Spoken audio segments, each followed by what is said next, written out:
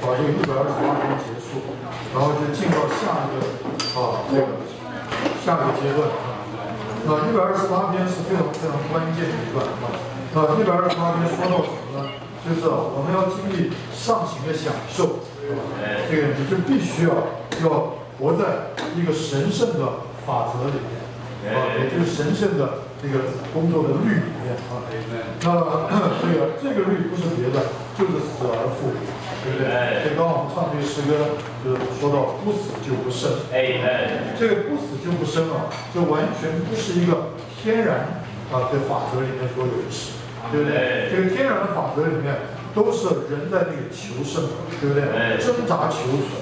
为什么呢？因为所有人天然的生命都是没有办法经过死的考验，对不对？所以人在旧造生命里面，他面对死只有一个反应，就是我要挣扎，我要努力图存，对不对？但是弟兄姊妹，这个今天在我们里面，我们所有的乃是那个主复活的生命，这个复活生命，它那个律那个法则完全是反过来的。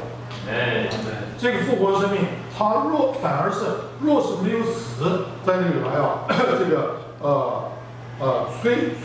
怎么讲？催迫它，反而它好像没有办法显出那个复活的它的这个大能，对不对？所以这是一件非常奇妙的事我们已经这个说过，在这一段我们第一个看见你要对这件事有一个认识，第二呢，我们要回去应用它，最后呢，我们就享受那个死而复活的结果上次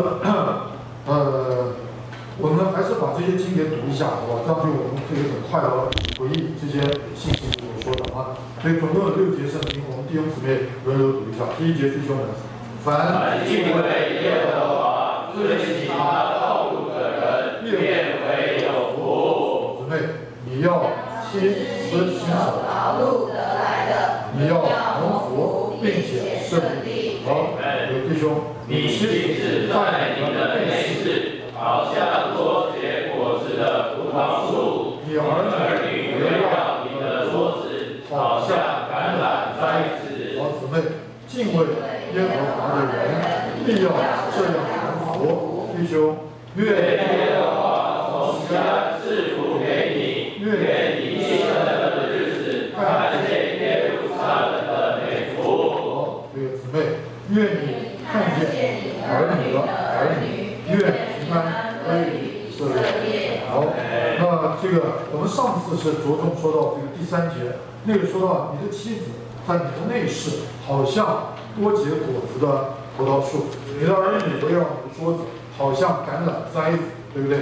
然后接着就说到敬畏耶和华的人，必要这样蒙福，必要这样蒙福，意思就是必要像刚刚那一节圣经所说的那样蒙福。怎么样的蒙福呢？就是我们这里说到你的妻子在你的内室，好像多结果子的葡萄树，对不对？这个教会生活就显出一种的光景，真是让人觉得像一个多结果子的葡萄树。这个第二呢，你的儿女围绕你的桌子，好像橄榄栽子，对不对？也就是说，教会生活真像一个桌子，对不对？这个桌子满了这个纳灵里面那个生命丰富的供应，会陈列在这个桌子上面，对不对？那上次我说过，这里说到这个你的妻子在你的内室，这个非常难懂，这段时间的确难懂，因为这里你很难说这个你的妻子就是指的教会说的，因为这里你不是指的基督，这里的你是指的我们，对不对呢？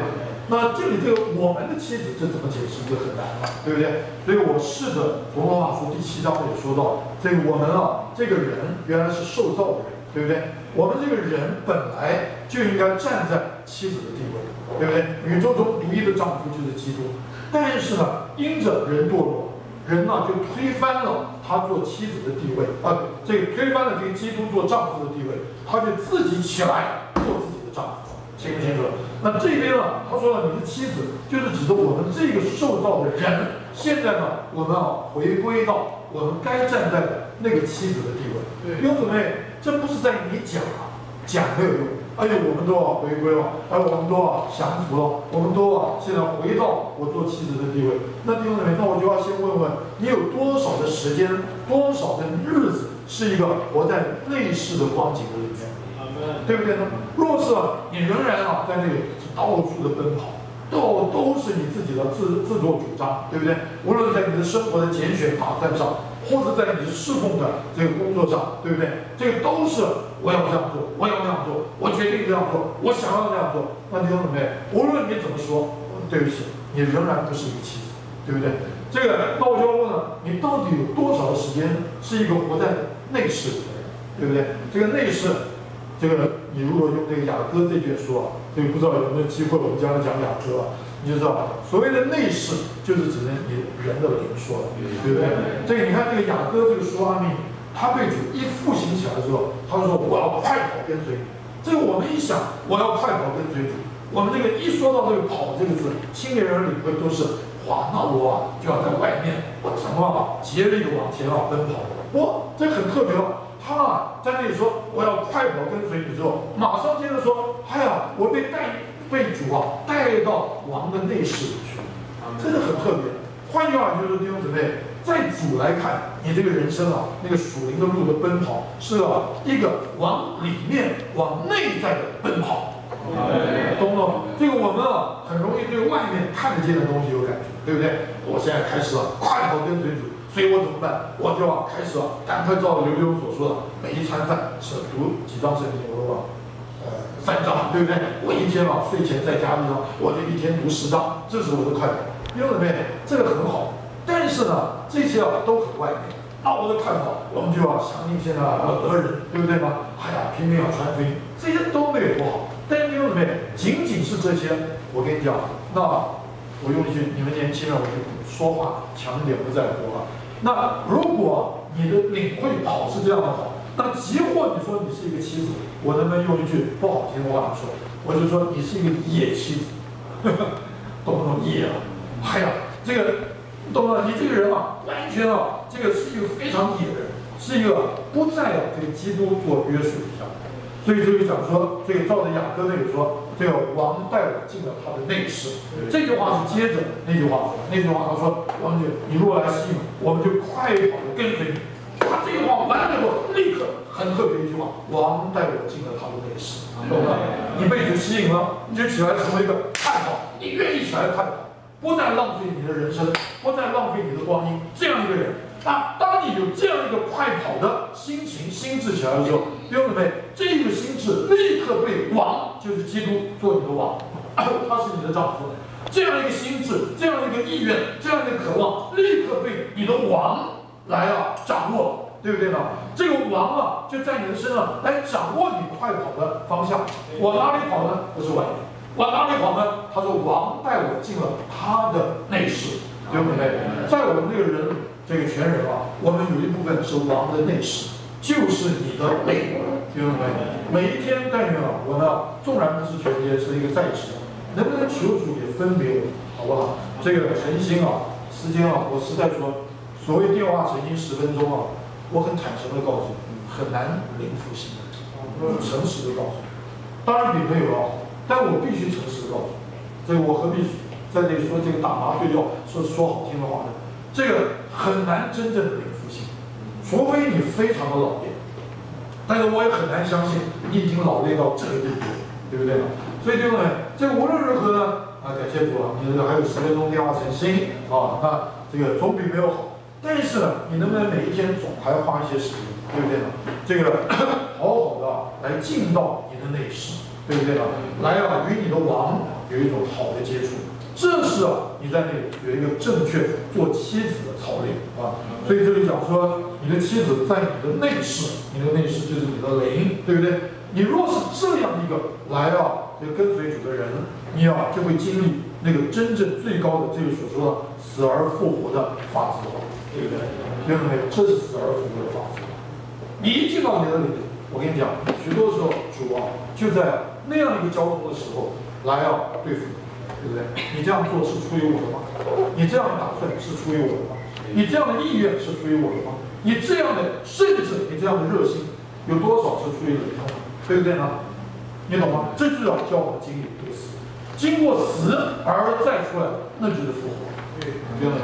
那就不得了啊！所以这里说，对你妻子在你的内室，好像多结果子的葡萄树啊。上次我已经说过，葡萄这个就说到连你的舍己啊，这个我们今天不要再多琢磨了，我们就成为多结果子的葡萄树。这个果子呢，也就是后面这个儿女啊。一面来讲，我们可以多结果子，但是另一面这个我们生了这么多儿女，他们吃什么？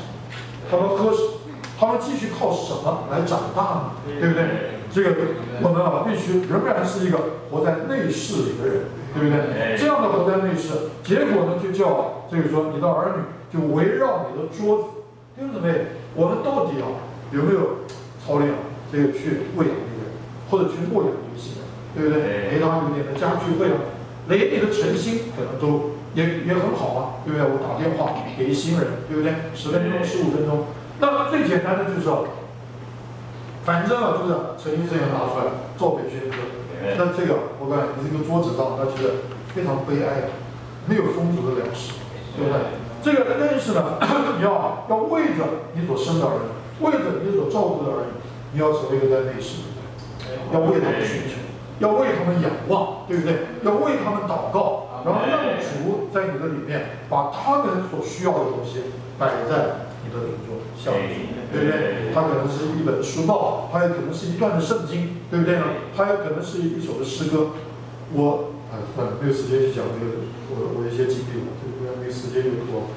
这个说你的儿女就围绕你的桌子，你不要老是怪你所牧养的新人不肯来找你，然后就强迫他，你来家聚会啊，你来主日聚会啊，对不对？桌子要儿女肯来围绕，这个桌子上光是放教鞭、放课本，儿女是不会喜欢的，懂不懂？那我就放家法，懂不懂家法？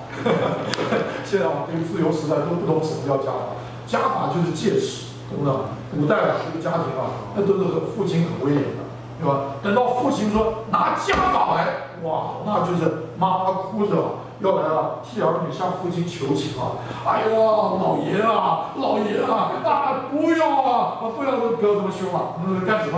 他们就懂了，家法你懂得什么意思？家法就是那个戒尺，懂不懂？叫儿女读书不读书，叫儿女做功课不做功课，叫儿女这个做什么不听，动家法。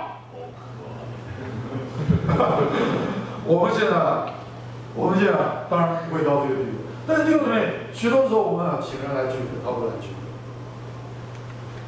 我希望别人有个诚心，他不愿意诚心。我们到他家跟他家聚会，我觉得这个他今天说生病，下周说我家呢，再下周这能逃就逃，能躲就躲，对不对？当然一面来讲不一定都是我们的问题，但是我宁愿这么说，大部分是我们的问题。那我们可以说没有，不是我的问题，是他没有可能。对不对？我问你，谁能创造人的可能？你说拿一本书报吗？或者拿一首诗歌吗？我想这都不是。这个诗歌这次在一个人身上，你拍上，把他急救的灵调上去，你同样这个诗歌，下次用在另一个人上，可能完全无效。所以弟兄姊妹，你要知道，这完全都在于你必须是一个进到内室里去。你要站在妻子的地位来进到内室。只有主，只有那灵能在人的里面有活的工作，创造人对主那个属灵的饥渴。那还有的时候，有的人有饥渴，可是你一再喂养他，一再照顾他，一再供应他，他这个人没有窍。我这个有的时候也是服侍这种，真叫你受煎熬，懂不懂？有的人是你找他家具他就东躲西逃，这打死不肯。有的人是你不用找他，周周乖乖的坐在那里等你来，但是真熬练你就周复一周的陪他读了又读，这本书也读完，那本书也读完，你周复一周的陪他又祷告，这也祷告，那也祷告，但是到最后你看这个人没有变，一点也不变，懂不懂？你看他的眼睛，你就知道没有反应，懂吧？无论读了多少周，每次他坐在那里看你的时候，他眼睛还是那，阿门，阿门，还是叫你受煎熬。我跟你讲，这些我都经历过。我曾经以前我们中间出过一套小册子，叫彩虹小册子，来刘文鼎知道对不对？12本，我多忠心我从第一本送家就会送到他是一个瘦子，一个年轻的时候非常乖，非常老实，天然呆天然呆，真可爱，你懂吗？我就让他诊所，他每周到了那个时间，乖乖坐在那边，而且没有狗病人来，他们兽医嘛，绝对没有狗病人，乖乖的读到哪一本，对吧？他就放那一本，还被放错，该读到哪一个他都乖乖读，从第一本读到12本之后，完全没有任何的改变。你看那个痛苦啊，那就给我一个深深的刺激打击啊！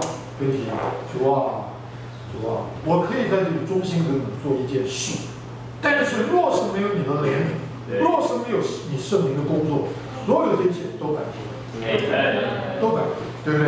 所以弟兄姊妹，我们要成为一个经历死而复活的人，我们就需要操练一件事，就是回归到妻子的地位。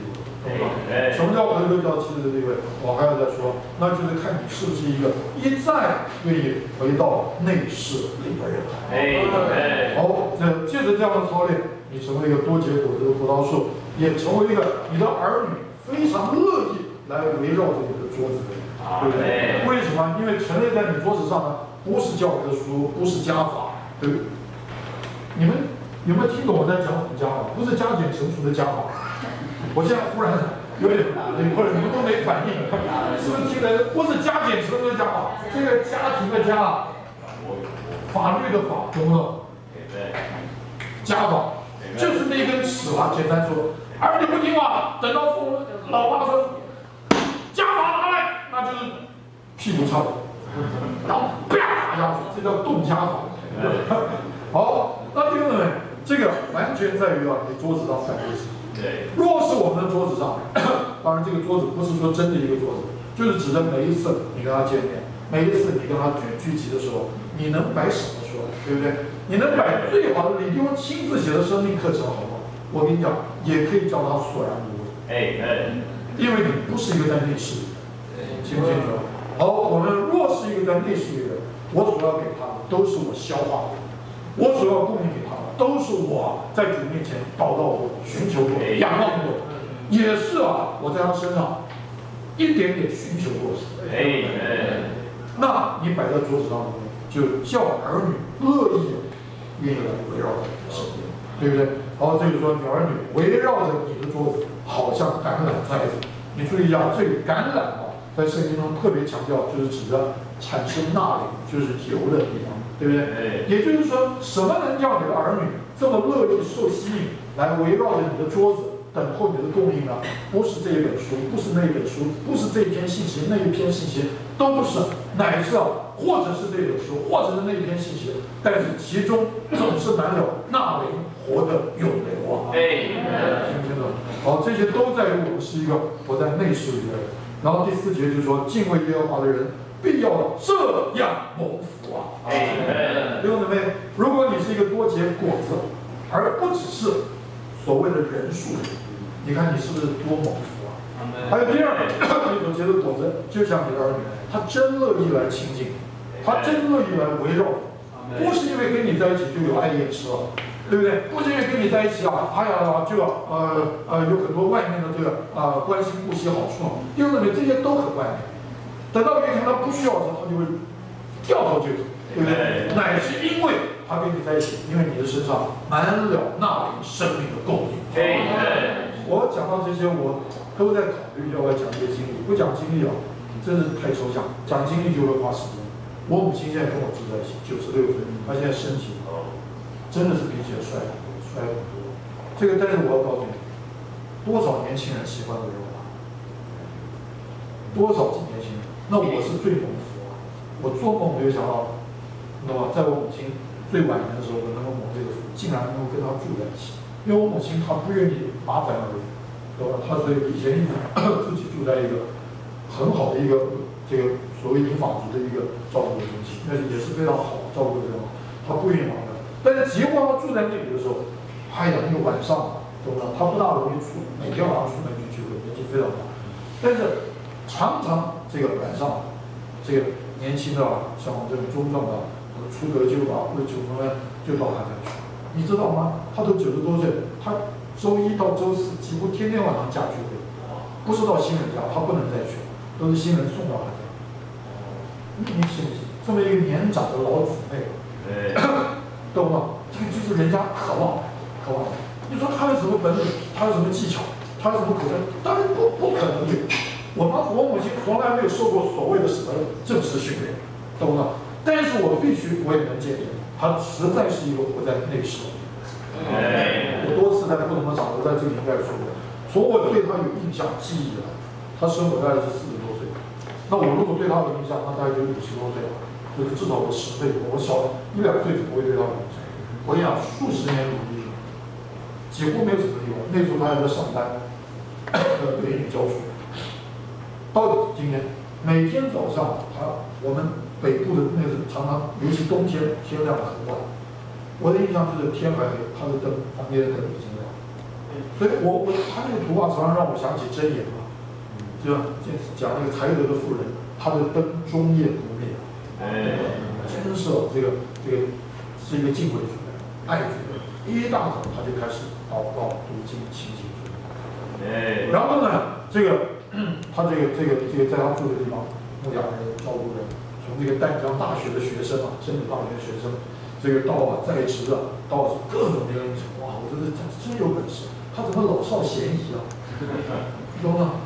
童叟无欺啊，各种人都来找他，那真的是，是吧？而各种人，然后这个，那我跟我姊妹常常讲笑话，就是那时候她在北部，我们到南部，偶尔有时上去，我母亲当然很高兴，希望我们能见她，很高兴。但是常常我们上去跟他讲，妈，我们今天要上去了，哎呀，或者我们晚上或者明天我们上去，晚上去找你，或者中午找你，他常常说，哎，不行，没有空，我已经约了什么福音朋友要吃饭，啊，不行，啊，我今天晚上谁，啊，我要陪他读经，啊，不，我姊妹才讲到这个笑话说，哎呀，所以跟我妈妈见面，连我们的儿女都要先预约啊，我才见不到他。那最有意思的就是什么？我姊妹有一次陪我母亲参加了韩国访问团，对吧？他们去韩国访问，那当然，我姊妹坐在我母亲这边这个飞机坐旁边陪她照顾她，人才上飞机才坐下，旁边就有一个另外一个姊妹跟我姊妹讲，哎，廖姐啊，等一下飞机起飞之后，你能不能到我座位去啊？然后让我跟刘妈坐一下，对，那这飞机没起飞，马上就，哎，我给你换好了。我姊妹当然就换了这个姊妹没坐多久，后面另一个姊妹，哎，你快一点好吧？哎，对不对？你看，若是我们的存在能够是这样一种存在，你看这是一个何等的祝福，这是一个太大的祝福，对不对？好，敬畏耶和华人必有这样的福啊！好，第5节，愿耶和华从锡安赐福给你。你注意一下，这边是一个分号，愿你一生的日子看见耶路撒冷的美福啊！所以这2句话是在讲同一件事，但是从不同的角度讲。第一个，愿耶和华从锡安，你注意一下，这里上行诗我们已经说过多次，上行诗说到锡安就是指的天，就是指的诸天，清楚吗？好，愿耶和华从锡安赐福给你，也就是说，一切对死而复活最高的生命之福，只有从天而来。你必须是一个连于天，以天为源头的人，信不信呢？你说那我怎么连于天，以天为源头？就是前面讲了，回归到妻子的地位了，成为一个常常回到内室里去的人了，对不对？你的内室就是人的灵，懂吗？你的灵就是雅各那个天梯把你连于天的地方。好，所以这个愿耶和华从锡安赐福给你，弟兄姊妹。我带你包括我带你，我们所有在座都带你。每一次当我们起来要劳苦、要做工、去看望人、去传福音、去接触人、去照顾人的时候，这句话都能在我们里面提醒你。愿耶和华从锡安赐福给你。阿门，好不好？所以当我们去见一个新人的时候，当我们去拜访一个福音朋友的时候，你不要去把主忘得一干二净，把天完全踢到一边，懂不懂？这个我们面是见的一个人。但是我们能不能有一种的领会？愿耶和华从锡安赐福给我们。福音朋友能不能因着我们蒙恩，是因为锡安，对不对？一个初信者能不能因着我们蒙福，是因着锡安。而锡安怎么能通过我们而达到一个新人或初信者身上呢？乃是在于我们是一个怎样的人？装备丰富没有用，圣经熟悉没有用，信息一篇会一篇都会背没有用，乃是在于你是一个连于天、连于西安的人。对，阿门不阿门？对。好，那第二呢，他就说，愿你一生的日子看见耶路撒冷的美福。同一句话，但是从不同的角度来讲。第一个，你要认识，福是从天而来，西而来。第二，但是你要知道，这个神说，我降雨给义人，也给不义人，我叫日头照好人，也照歹人。懂了？日头啊，对啊，好人歹人没有改变，同一个日头。雨啊，对这个义人并不是义人，没有不一样，都是雨。但是呢，对有的人他变祝福了，对有的人他得不到这个祝福，所以不是日头，不是雨的问题，是你是什么人的问题。懂了？所以上面就说了，这个西安不改变。那问题是你要考虑你在哪里。好，愿你一生的日子看见什么？耶路撒冷的美福啊！第一个我先要讲，这里说看见很特别。我们常常一说到属灵的事，我们都会把它凌然化、抽象化，就变得很容易就蒙混过去。但是这里说看得见，看得见，你看厉害不厉害？你能看见什么？看见耶路撒冷的美福。西安是指的天，懂不懂？诸天。耶路撒冷是指的什么？神管制的范围。懂不懂？这个圣殿是指的神的家，圣城就是指的神的国，清不清楚？弟兄姊妹，天祝福没有问题，天乐意祝福，但是呢，你必须要活在那个神圣掌权的范围底下。你不能做一个野和妻子，对不起，那个话很难听，甚至更难听，野女人，我不敢对姊妹，包括我们在内，你不要笑。如果你不要让回复又斯文又这什么，我跟你讲，如果你不在内室里面你一定要是野女生，野女人，这是真的，阿门不阿门？对不对呢？这个天是一直祝福。我跟你讲你真的多去看望一些人，你会稀奇，你会惊讶。万一你真是多去看一些，我跟你讲，你这不必刻意去看什么，你说天天去看望不同的人。这个前面中曾经说过，就是一个离主最远的弟兄，很特别，常常在一年里面，常常会有2次到3次，圣灵就会在那里面动。他莫名其妙就会想，我好想回教，我好想来享受主。我是一个离开过主的人，7年之前，我能证明这是真的，非常特别。有时候是借着一种虚空、失落、受挫，懂吗？有的时候是借着一个环境的一种冲击或者击打，莫名其妙的人，你知道吗？我已经碰过不止1次，多少时候还有一个弟兄进到教会中来，他说我已经在会所门口徘徊几周了。我讲到这实在是伤心，而且觉得羞愧。怎么会有一个人几周来在会所？我不是说兴盛，我在不同的地方，怎么会能有一个人在我们会所门口徘徊了好几周？竟然我们没有一个人看到，没有一个人发现。最后终于有人发现，或者要他进，或者最后他说我终于鼓起勇气自己进。弟兄姊妹，这些真是说出我们亏欠，我们真的是很不够关心的。阿门不阿门？那第二呢，你也证明给你看。我跟你讲，连一个离主最远的人，他常常都会有圣灵的工作。那我讲这意思，就是天是一直祝福你想这个人莫名其妙，怎么会忽然想要主？怎么会忽然想要回到教会？这是圣灵的工作。阿门不阿门？但是我们却需要成为一个活在神圣掌权管制范围底下的人。阿门不阿门？对不对？我们不活在这个神圣掌权范围底下，我们就照了我们的习惯，周复一周来聚会，周复一周来来做我们该做的事，一周又一周，就这么 run， 就这么 run， 就这么 run。弟兄姊妹，无论圣灵在多少人里面做多少的工，弟兄姊妹，我们看不见耶路撒冷。求主得主，好不好？这些话是非常严肃的，对不对？所以就是说，你能看见耶路撒冷的美福求主得主我们。成为一班起来受他神圣主权管制的人，对不对？你看那天是不是很稀奇？腓利是一个传福音的人，那可以想见他传福音是非常有经验的。可是那天他怎么会这么糊涂，往旷野跑？传福音腓利所以你看，不是有一个腓利吗？是传福音的人。他这么他是一个传福音专家，所有的专家。如果他果然是一个专家，他怎么会那天没头没脑往旷野去？日人有白吃，就白吃了，对不对？我问你这个你国员啊，对，你不是现在常常跟谁？那之前跟荣耀，现在跟对一起去传媒，你们都去哪里？啊，总图嘛，对不对？对呀，都是到这些地方，对，阿拉伯。那我说你们现在到南子仙溪去，去干嘛？钓鱼啊，对不对呢？这不会的。那天菲利奇怪，圣灵说，你往旁边去，听懂没？这菲利一句话都没讲就去了。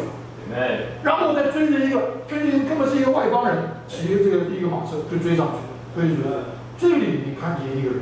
他是一个完完全全活在神圣管制底下的，对不对？那个神圣的管制，你知道后面带进多大的结果？那个太监就是非洲福音的第一个人，他是安提阿伯的太监，是非洲的一个国家。那甚至我要这么讲，这个人还真的是第一个得救的外邦人，他比哥尼流还早。你看这是神奇的事情，对不对？好，我讲这些我就够了，这样讲就好了。然后看见耶路撒冷的美福啊，那第二，看见耶路撒冷的美福也包含一件事，就是弟兄姊妹，我们要学会一直把我们所照顾人带到教会生活的里，懂不懂吗？一面你要去喂养他，照着他所需要的，但另一面要一直会把他带到教会生活的流里面。有时候我们觉得很为难，你看我们的高峰真理、洁净笃行这些用词遣字。新人怎么听得懂？所以要去加聚会啊，一点点跟他解释啊，对不对？我们又是不求主义，又导督主啊，那个疯狂吓死人，新人都给我们吓坏了。所以要加聚会，跟口把口的来教他、陪他、喂养他，不要只把他丢聚会，让他吓坏了，下次不敢来嘛。阿门吧。但另一面，当你在家聚会里面这样的来个别的帮助他操练，对不对？带他来操练，带他来摸索尝到之后，对不对？你要会一直的把他带到整个今天这个教会的路里面，不要害怕这些东西太深太高。我告诉你，我是在家聚会里面被主厉害复兴。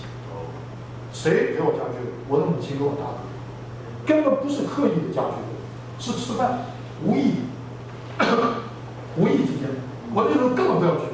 然后我们家人啊6个人，那还奇怪，所有不爱主的，那时候我爸那时候还没得救，都不在家，在主的住在底下。所有爱主的、要主的，就我妈跟我大哥都在家。然后我呢，那个时候学校正要毕业，所以时间自由的不得了，几乎也是都在家，每天饭总要吃嘛。那吃饭时间之外，我就变避他们，因为他们两个跟我不同类，就是我绝对不要给他们撵上。但是真稀奇啊！我吃饭我总得出来，阿不阿？吃饭的时候，就我母亲跟我爸，你知道吗？那他们两个真是被圣灵充满。那每一天嘛，那3、4饭，大概也不见得3次都会一起吃哦，但大部分都在一起，那就不知不觉就是家聚会，对吧？他们就在那边分享交通聚会所听见的教会生活的蒙恩嘛，对吧？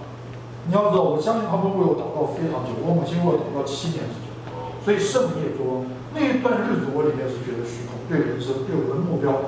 我不是以前想做艺术家吗？那个时候，我忽然整个觉得我的人生有问题，我对自己的目标打问号。你知道，这都是主做。那也就在那个时候，他们天天在饭桌上不讲别的，哇，教会里信息啊什么。等一下，我告诉你什么信息会吓死你。还有那个聚会中的信息啊，教会生活的习惯蒙恩，我首先根本听不懂他们在讲什么。我首先第一个被吸引什么？他们的面发光啊！那种喜乐，那种光彩，那种有盼望。那我现在在讲的时候，你们看见我了？这是40年前的事了。那种那个东西啊，太叫我觉得不可思议，对吧？所以那个东西就觉得好慢慢写。结果我注意听他们讲什么，讲什么，你知道吗？讲什么？讲新耶路撒冷。讲什么呢？千年国度，讲吓死你，得胜者。所以现在你要讲的什么高峰真理的太深太什么听不懂，我也很难认同。那这些东西对我那时候来讲，完全是高的不能再高，完全是什么世界里的东西啊，对不对呢？对不对？但是我告诉你，他们那种的喜乐，那种的奔跑，那种的叫我告诉你，我听到这个是懂是不懂，但是我可以告诉你，那一段日子，我整个这个人天天被洗骗，开头是吃完饭，你知道吧？吃完饭饭一丢，碗一丢我就走，你知道吧？因为跟他们在一起，我很不喜欢。然后慢慢我被吸引，我就从吃一碗饭，我真想再听下去，那怎么办呢？再吃掉了。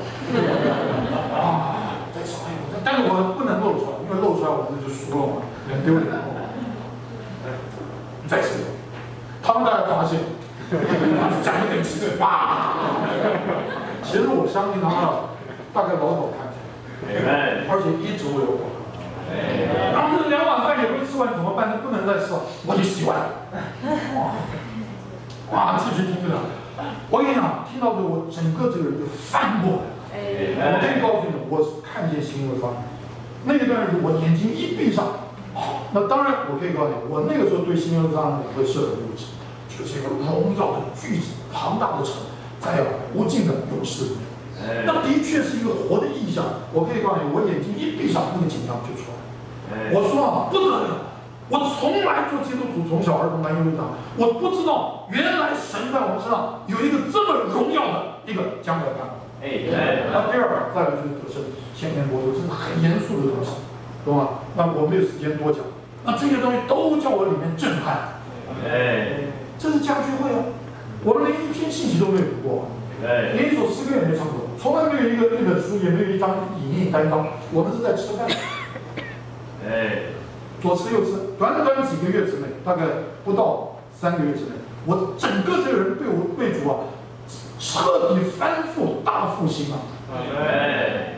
你知道我开始恢复的第一个聚会是什么聚会？不是主任，诚信。我就天天跟我妈妈到一班老姊妹的家中，他们读得又慢，还拿着放大器，然后还有口音。然后但是我津津有味我乐此不疲啊！我天天跟我妈妈去了，因为什么？因为灵里活过来了嘛。懂了？我第二个恢复第二我就恢复主日聚，然后祷告去恢复，因为这叫做看见耶路撒冷的恢复，好不好玩？没人回应。我今天希望进到下个阶段没指望，所以今天大家把这边结束就可以。然后第6节，愿你看见你的儿女和儿女，愿平安归于以色列。对，教会生活真正的福，乃是在于我们能看见儿女的儿女，也就是代代而相传，对不对？我们有，你看我们每年现在受尽这么多人，对不对？还有甚至我们聚会人数也在加，这他不是，他是说儿女的儿女。儿女就会像父亲，对不对？我要问的就是说，你所陪的人，你所照顾的人，你所成的人，他像不像？这是很严肃的。这不是聚会人数多少的问题，或者我们聚会人数加了多少的问题，懂吗？没有那么肤浅。那一次你看见儿女，像你弟兄看见你长寿弟兄，你弟兄过世前，他看见有一群所谓相同的弟兄，帮助光。你是一个热爱主话的人，应该因着你的成全，因着你的喂养，被你陪过人，他就热爱主话。你是一个热切、愿意渴慕来亲近、祷告的人，被你陪的人，他自然而然也成一个爱你祷告的人，对不对？你是一个火热福音的人，被你陪的人，他也就自然成为一个对灵魂满了福的人。我这个还讲得很外面。我在讲那深处，你是一个认识生命的人，对不对？弟兄姊妹，这样一个被你陪出来，光景上被你陪出来的弟兄姊妹，他们一定是一般认识生命、保爱生命的人。我没有时间再多说，只能大概就结束这里，用来再加强。愿平安归于以色列。求主得着。我讲这话里面其实有很多东西，我不一定有时间在讲。求主怜悯我们，也怜悯他的恢复。